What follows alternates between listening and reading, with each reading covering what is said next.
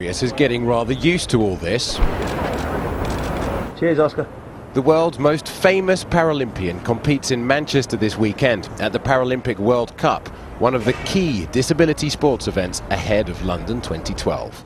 And a man who was born 24 years ago without a calf bone on either leg, who was amputated below both knees before his first birthday, is fast becoming box office. Big name sponsors have raced to catch him. The fastest man on no legs, now the face of a global cosmetics brand. Oscar Pistorius, redefining what it means to be a professional athlete. If you haven't heard of Oscar Pistorius yet, you won't be able to miss him by the time the Paralympics roll into town next year. Not least because he's trying his level best to qualify to compete against able-bodied athletes too at the Olympics. Yeah, I'll be doing both. I've had a really good start to my domestic season in South Africa. I ran a B qualification time for the Olympic Games.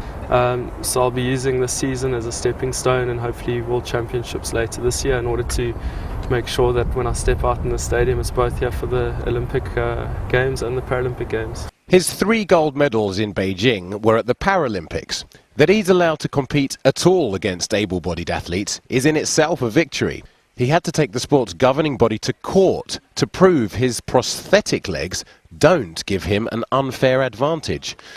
As a double amputee, he starts slowly, but in his longer events, once he's going, he goes. Yet to qualify automatically for next year's Olympics, Mr. Pistorius needs to improve his 400 metres time by 1/3 of a second. A big ask? Yes, although not beyond question. His stiffest competition at the moment, the Paralympic 100 metres, where his main rival, a single amputee, gets off the blocks that much quicker. Jerome Singleton beat him in a photo finish earlier this year. But take a look again at the start. In lane 8, 17-year-old Johnny Peacock from Cambridge, who lost his lower right leg to meningitis as a baby, has only been sprinting for 2 years and can run the 100 metres in under 12 seconds.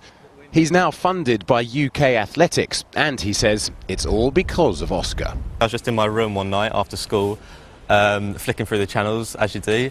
I just saw this sort of guy with these 2 cool blade things, and I didn't even know really what this was. I just thought it was amazing that someone like us could actually race with able-bodied people, so I wanted to sort of see if I could follow in his footsteps. Footsteps as a professional athlete that even a decade ago were unthinkable. My first Paralympic Games was in 2004 in Athens, and on the day of the biggest turnout, I think we had 23,000 people. In Beijing, we had just over 93,000 people, and I think it's definitely changed. Paralympic sports helped to change the perception that a lot of people have about disability. But in between changing those perceptions, there's always time to put one's feet up. Kamian Zeram reporting, and staying with Paralympians, the Great Britain women's wheelchair basketball team are celebrating winning gold in the Paralympic World Cup. In a formidable performance, they beat Germany, who are ranked 2nd in the world, by 63-52 to become the women's basketball Paralympic World Cup champions for the first time in front of a packed crowd in Manchester last night. The team say their goal is to be in the top 4 in the 2012 Paralympics.